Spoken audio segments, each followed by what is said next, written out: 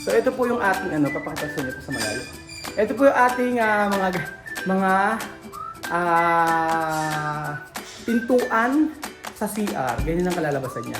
1, 2, 3. Hello mga idol, mga kamigo. Kumusta po ang bawat isa? Nandito po si Kuya Beljun at for today's video, ayan, very busy si Kuya Beljun sa kanyang ginagawa. Ngayong araw po ay gusto ko ipakita sa inyo at ang ginagawa ni Kuya Makmak. So eto po yan. Hindi siya uuwi hanggang wala siya nakikakabit na isang piraso, Kuya Makmak. Kakabit po natin sa mamaya lahat yan. Kakabit natin lahat mamaya. Inaayos-ayos mo lang. So ito ang ginagawa ni Kuya Makmak, ang kapatid ni Marvin. Sino mo matanda? Ikaw siya? Ako po, sir. Ikaw ba? Kuya po. Ikaw pala, Kuya. Si Kuya Makmak po, mga amigo, ang nagagawa ngayon. Dito sila Marvin ay umalis, bumili po ng salamin. Pero merong, yung mga salamin na yun, mong kukunin, no? Ako, sir. Iaayos ko yun, kakabit ko. Papalagay ako ng, sa may, underground. Huwag mo ialis dito. Oo. Tatabi ko na lang. O, tabi mo, palalagay ko sa inyo sa ano yun, sa may walk-in closet. Oo, para may mga salamin. Sir, din po pala sa may room nyo. Hindi po ba CR, tapos... Oo, yun. dito. Ano po lalagyan natin? Sliding na lang din po or hindi po ito? Sliding, di pa slide. Kahit ano. Kasi po pa... Sliding na lang ano? Hindi na kumain ng Space? sa loob. Sliding. Ito na naman po. Sige, sliding ang gamitin natin. So ito po yung ito na po yung pintuan ng mga CR, mga amigo. At aluminum yung ginamit natin. White yung napili kong color. At yun po ang malapit po sa may wall natin.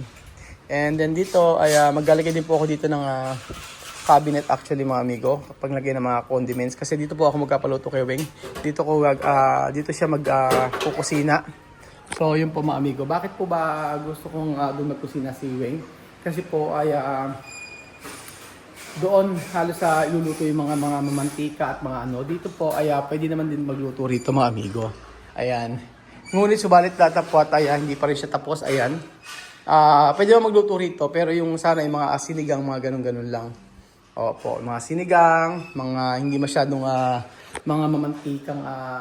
mamantika. Kasi pag mga prito-prito, based on my experience talaga, ayaw namin ng ganun. Kahit na may exhaust fan ka pa. Not good, mga amigo. So, eto, papakita ko sa inyo para meron kayong idea. So, dito po sa part na ito, ayan, sliding yan. Sliding na pintuan. And then, dito po, panoorin mo natin si Kuya Makmak sa ginagawa niya. Para may idea tayo. Lalagyan ko, sir, ng kahoy sa loob para... Yung kasing ganyan, Punit pag nilagyan ko. at saka yung ganyang aluminum lifetime kasi yan. Apo. Mas maganda, hindi kinakalawang. Asa isa, hindi sumama? Namamagas ng mukha. Bakit? Sa ipin. Sa ipin. Pag-isa lang si Kuya Makmak ngayon. Ano lang po. So,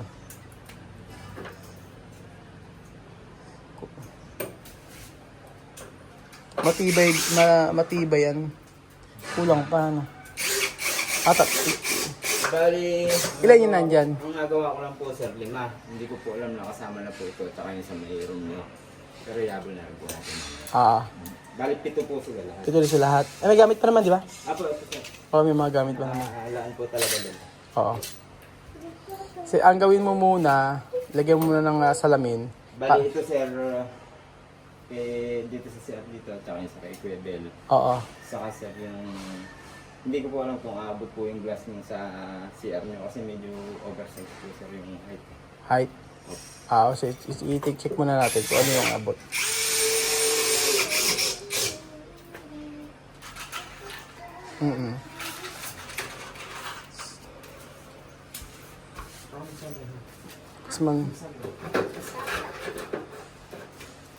Ba't di ka pumasok?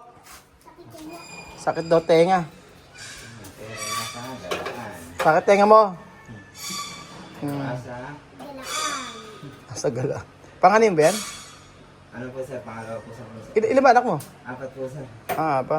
Apat pa lang anak ni Makmak. 2 high school, 1 elementary. Ayan. So, ito po yung ginagawa ni Makmak. And then, actually, meron na natapos na ano. Ay, pakikita ko muna sa inyo mga amigo. May natapos naman na. Pero, ako kasi gusto ko yung ganito. So, dito, ayan. Mga amigo. Ditulak siya. Parang secret door siya. Ganon. Dito, parang secret door siya. Ganon po siya. Tapos, sa taas, papakita ko sa inyo mga amigo. Oo. Papakita ko sa inyo dito sa, sa may taas para meron kayong idea sa mga pintuan. So, dito, sa pinakataas, ay, gusto ko sana dito ay sliding. Oo. Sliding po para pag ganun. Parang may secret door siya. And then dito po mga amigo, ang gusto ko dito ay sliding din dito. Oversize nga yung ano niya. And then dito, mas gusto ko rin dito na sliding sana. Mas gusto ko na sliding dito po sa may CR natin. Hindi pa na ikakabit yung tempered glass na closure dito. So, marami kasi project mga amigo na ginagawa tayo. So, sila Marvin ay mahihirap na medyo nagka-atras sa class. Opo. Pero kasi yung mga ibang ginagawa mga amigo. Ayun. So, maaliwalas naman. Okay naman na siya dito, yung ating bed dito. Si Chuchen dyan din daw siya matutulog. So may nakita ako dito yun, na pwedeng maglagay. Tapos maglagay ng halaman dito, pwede. Dito gusto ko maglagay ng pwedeng ilagay dito, diba? Ano ako kita rito? Ayaw ko maglagay ng TV eh. Ayaw ko maglagay ng TV sa taas. And then, ayan. Maaga pa po dito sa atin mga amigo at malinis na po yung pool dito sa atin. Nakapaglinis na sila Ate Janet. And then, ayan. Maaliwalas po ang panahon mga amigo. Kitang-kita nyo naman po. Ayan. Ang sarap tumira pagka ganyan. Dito sa ating, ang sarap tumambay sa taas. Hindi ba masyado mainit ang panahon. And then, eto. Tapos naman na, di ba? Wala naman na masyadong iintindihin dito. Kaya, dito lang kasi, hindi pa tapos ito. Ito ang madugo, yung paglalagay ng cabinet dito. Sa loob ng ito. And then, ayan po mga amigo. Papakita ko sa inyo. Para meron kayong idea. Kung ano yung kalalabasan. So excited na po ba kayo makita amigo? Ang mga pinto ng CR. Ito na po yung pinto ng CR mga amigo. Ganito talaga siya. Pero, parang kasi naisip ko na ayoko na maglagay ng kung ano ng mga salasalamin sa may, dati ko pa gusto to. Ayoko na maglagay ng mga salasalamin sa ano mga amigo. Sa mga, kung dito sa mga sa salas, mga ganyan. Kasi alam niyo kung bakit. Ito, pwede naman kasi siyang ganito. So, ito na po siya mga amigo. Ito na po ang ating, tingnan nyo. Para siyang secret. Secret na secret po siya. Ayan siya. So, ito po yung ating, papakita ko sa inyo po sa malayo. Ito po yung ating mga pintuan sa CR. Ganyan ang kalalabasan niya. 1, 2, 3. Tara! Paka-okay mag-vlog. Ito na po mga amigo. 1, 2, 3. Hindi pa ito tapos ha. 1, 2, 3. Charan! Ayan po mga amigo ang ating... di ba? Meron na tayong salamin pa rito. Yan ang ating CR. So, hindi mo siya akalaing CR mga amigo dahil meron parang salamin lang siya. Lalo na pagka ang ginamit natin ay lalo na pag ginamit natin ay ang ginamit natin dito ay pag ganun, pag dito nilagay. So, ayan. And then pagpasok niya, ganyan siya. Charan! Oo, diba mga amigo? So, ganyan siya. Ayan. Yan yung ating pintuan ng mga CR. Oo. So, at least, after mong maligo, ayan. Ayaw ko kasi ng pwede rin na actually aluminum. Pero kasi ang nakikita ko, for example, hindi pa ito tapos magkakaroon kasi ito ng cladding dito. Magiging white siya. Ayan. Magiging white siya dyan. Lalagyan natin ng cladding yan. Para maganda po mga amigo. So, ganyan siya. At meron siyang dito. Para maisarado. O yan, meron siyang saraduhan. Maganda yan kasi, kaya gusto ko to kasi usually pag may mga tao, ikaw gusto mo nakikita yung sarili mo. Ayan. O, di ba? Parang may salamin ka na dito agad. Kesa kung ano ilagay mo, kesa yung aluminum ilagay mo. Yun. So, ayan, yan po yung sample niyan. Pero sabi ko nga po mga amigo, hindi pa siya tapos. So, paano mo akalain na yan ay isang pintuan at CR. Ganyan lang siya, mga amigo. So, lahat po niyan ng CR, ganun ang ginawa ko. Pati yung walk-in closet natin. O, di ba? Siyempre, sabi ko nga po sa inyo, iba-iba yung type natin, iba-iba yung gusto natin, iba-iba yung ating taste sa pagdating sa mga gamit sa bahay, mga pintuan, ano pa man yan, iba-iba yung taste natin. Pero ang importante po mga amigo sa atin is masisiyahan tayo sa ginagawa natin, di ba? Masisiyahan tayo sa resulta ng pinapagawa natin.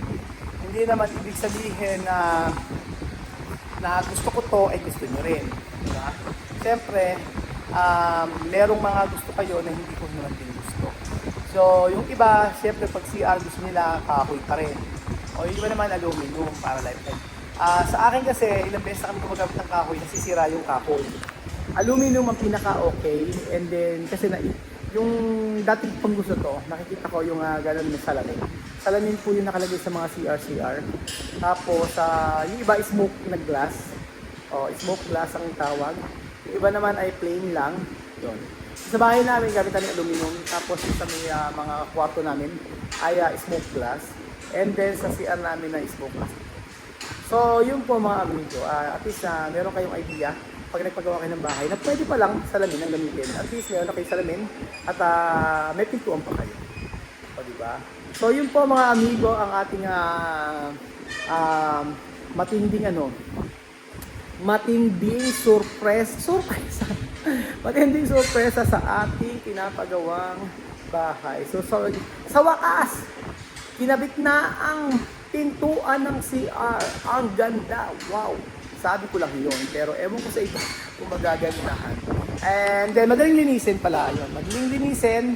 Lalo sa loob kasi cladding ang gamit natin ng metal cladding ang gagamitin natin doon. Para siyang aluminum. Tapos pupunasan mo lang. Okay na siya. So, iba't ibang type natin. Ngunit sabi ko nga po sa inyo, nakadepende sa inyo kung ano ipapagawa nyo. Pero yun nga lang, siyempre salamin, alam nyo na ang presyuhan. Pero mas mahal pa rin ang mas mahal pa rin ang mas mahal pa rin yung mga kahoy. O, yung mga kahoy, kesa sa dito. Pero ito, mas matibay ito para sa akin. So, ayan po mga amigo, thank you so much po. At I hope na meron nakagusto. And I hope na may magpagawa rin ng ganito. And I hope na in the future, sa lahat ng mga walang bahay, lahat kayo magkabahay, in God's perfect time. And then I pray na sa inyong lahat na nagnanais magpagawa ng bahay, simulan nyo po ngayon. Mag-loan kayo. Kung may trabaho kayo, mag-loan kayo. Tapos bayaran nyo monthly. Sigurado, may maitatayong bahay. Pero dapat, meron kayong lupa. Huwag lang lupa sa paso. So, thank you so much po at God bless. Bye-bye.